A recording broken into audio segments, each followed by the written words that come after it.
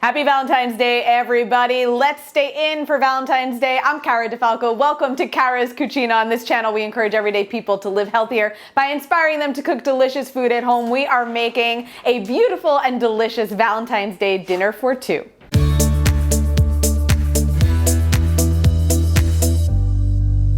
Today we are going to be making beet ravioli, or beet pink colored pasta, stuffed ravioli, heart-shaped ravioli. And for dessert, we're going to be making a berry tiramisu. So we're actually going to start with our dessert because we want that to set up in the fridge while we're making our pasta. So I have about 2 cups of berries here in my pan. And we're just going to get these on medium heat. And to this, we're going to add a bit of sugar and the zest and juice of half a lemon.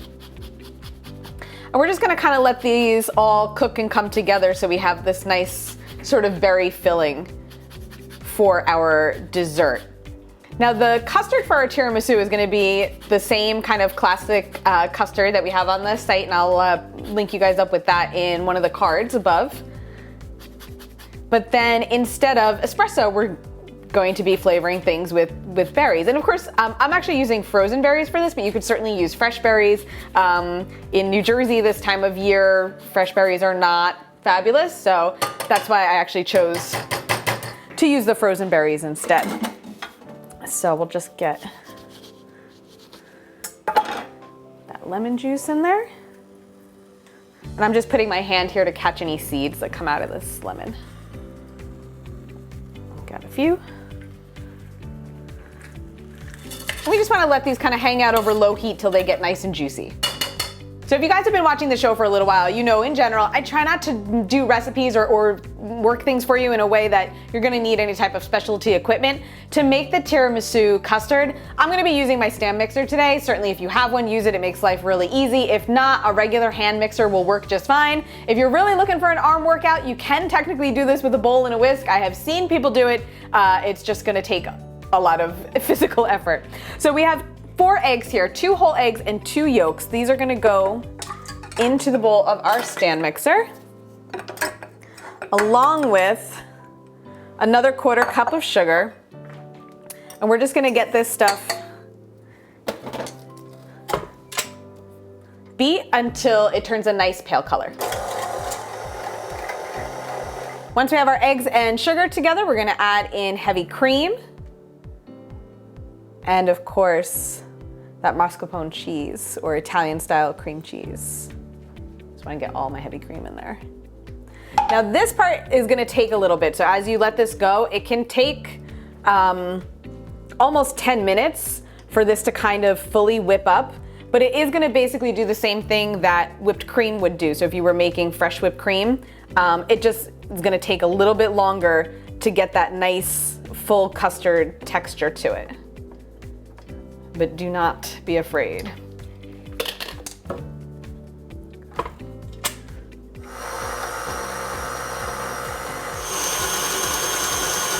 So now we can see we have that nice thick custard cream, kind of forms a peak when we pull the whisk out of it. And that's exactly what we're looking for. So this is ready. Now we're gonna set up kind of our assembly line to make our tiramisu. To assemble our tiramisu, I have our pavesini cookies from Italy. I'll hook you guys up with an Amazon link below.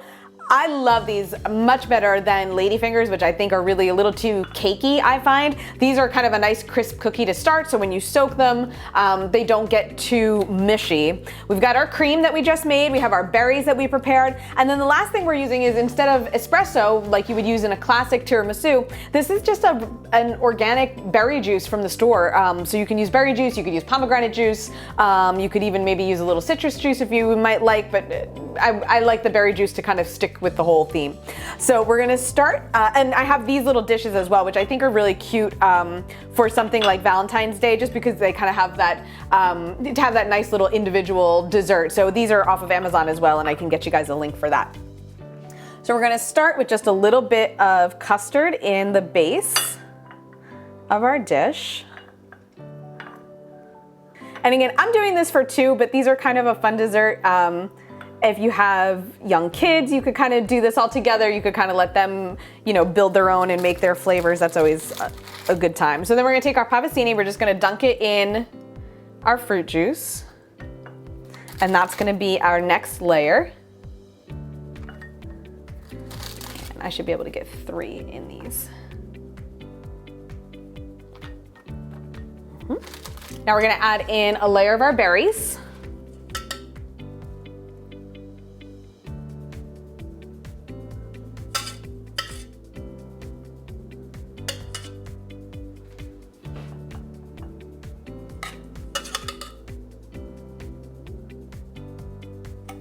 And then we're just gonna start again. So we'll do another layer of cream, the cookies again, and then we'll top everything off with those berries.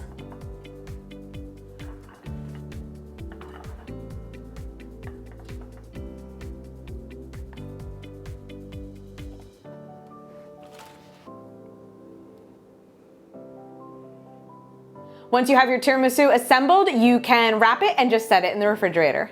Okay, to make our beet pasta, we are going to be using flour, egg, salt, and some beet puree. And this is just cooked peeled beets. You can buy the store-bought already cooked and peeled beets that I just pureed with a little bit of water, just so you have a nice liquid, beautiful red color, right?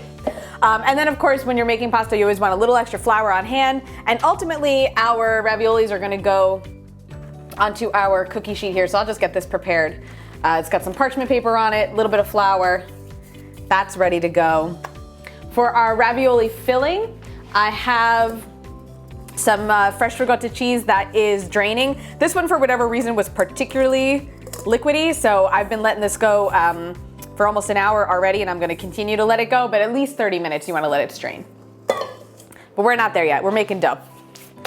So on your work surface, nice clean work surface, we have our flour. We're just gonna add a pinch of salt. And then this is when I teach classes and people have their kids with them, I always say, let the kids do this part. You can make a nice little volcano. Make sure it's got walls and a bottom. We don't wanna go all the way down to the work surface there. Okay, and then to this, make sure we have a fork on hand as well. We can kind of get that egg going a little bit. That's gonna go right in the center, along with some of our beet puree. This you kind of have to eyeball, and it's gonna vary in a couple of ways. Certainly depending on exactly how much pasta you're looking to make. This is a small portion that I'm just gonna make for 2. It also depends on the exact color you want your pasta to be. And then different things, you know, elevation, humidity, all that stuff impacts pasta dough. So you have to kind of play with it and just get used to the texture. But we're gonna start to mix this in with the fork, just gently incorporating some of the flour from the sides. Let it get nice and sticky. It's gonna start to kind of look like cake batter almost. And if it breaks the walls and it goes running away, just throw some flour on it, bring it back in. It's gonna be just fine. Okay, so now that we kind of have this sticky mess in the center here, this is where the hands get dirty. And the reason why you want extra flour on hand. So we're just gonna take a little flour onto our fork so we can kind of get that bit off of there. Flour our hands. And from here, we're just gonna go up and in and start to incorporate the flour into that liquid. And again, this is where I'm gonna kind of play with it a little bit. You can tell already I'm gonna need a little more. But you just have to kind of check the texture of things. But we'll start to get this all worked in. Your hands are gonna get really sticky and messy. Your countertop's gonna get sticky and messy. And for about 10 minutes, you're gonna think you've lost your mind, and then it's gonna start to come together. So don't be too worried about it. Just keep working with it. Feel it. And like I said, if it really is too dry, you'll just add in a little bit more of that beet puree. If you like the color, if you don't want it to be more pink or red than it already is, you can add in just a little bit of warm water instead. And certainly if it's too wet for whatever reason, you can always take a little bit of that extra flour and add that in. So this is still gonna need a little more here. And then when your hands really get to the point that you can't take them anymore, just kind of give them a good rub together, all those little pieces will come right off.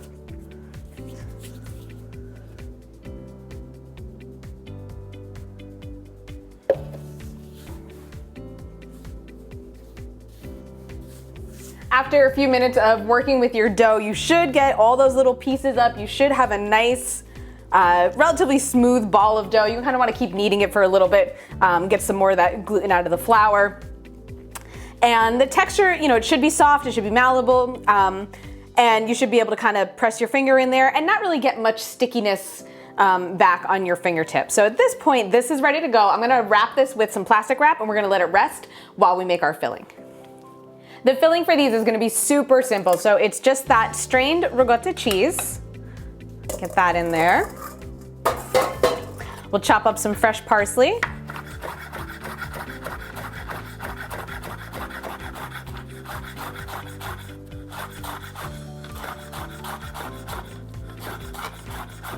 Dried is okay too if you don't have fresh.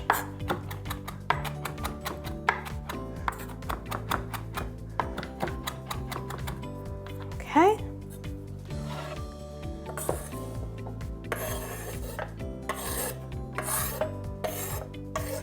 And of course, just a little bit of salt and pepper.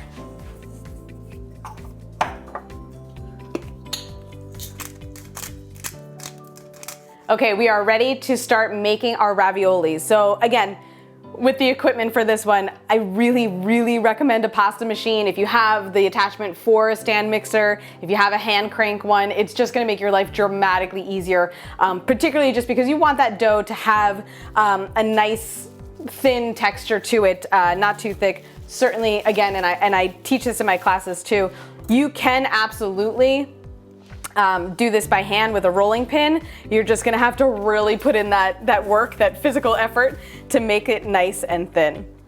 So we're just gonna take a small piece of our dough, make sure it's not too sticky. We're gonna flatten it out as best as we can using our hands, at least for the pasta machine. And then we're gonna start on the biggest setting and we're just gonna roll this through.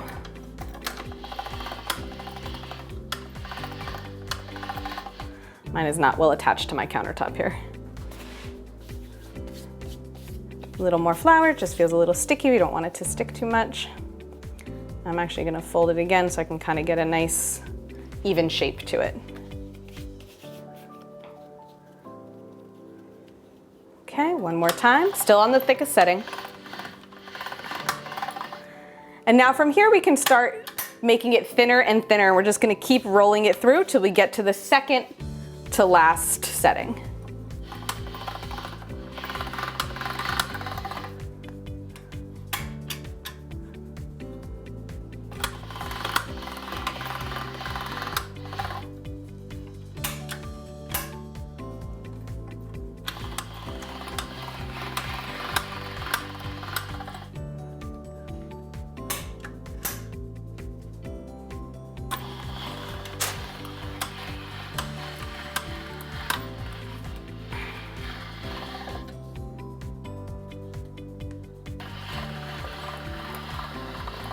Once you have your sheet of pasta, we have the rest of it still wrapped up so it's not drying out. We're just gonna use a heart-shaped cookie cutter. You can find whatever size or shape you like.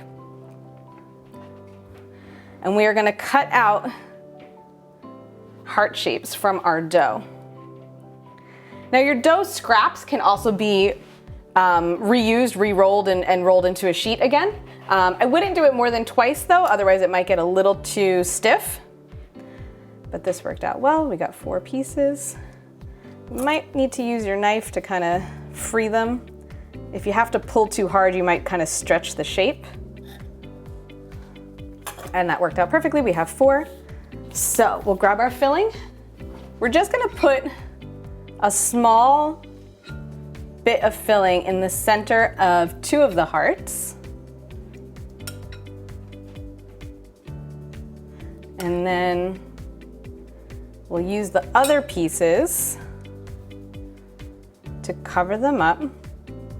Obviously you want to line them up. If you have to kind of stretch that top piece a little bit, that's okay. Just to make sure it kind of gently covers the filling. Gonna use your fingers to press down on the edges.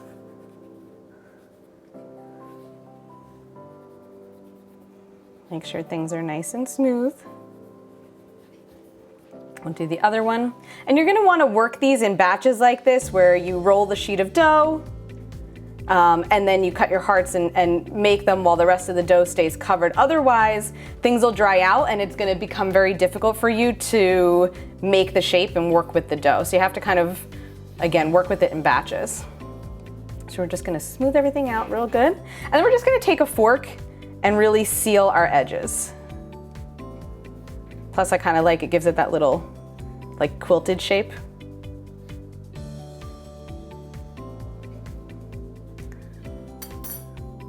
And those are our ravioli, and they can go right on our prepared sheet.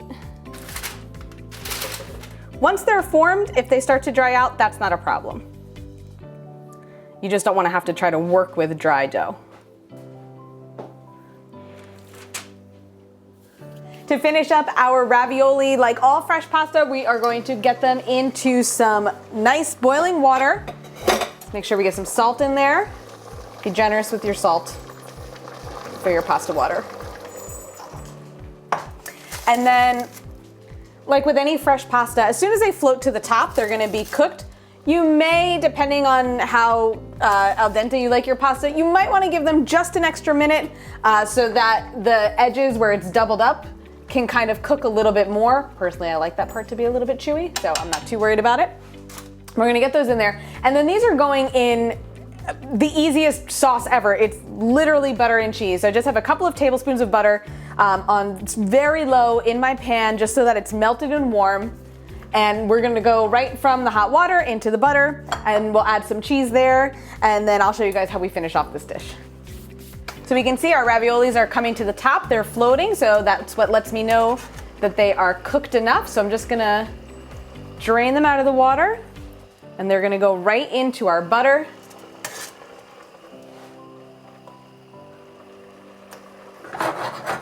We'll just make sure we get them well coated, and then we're just gonna get that Parmesan cheese in there. Plenty of it. Be generous.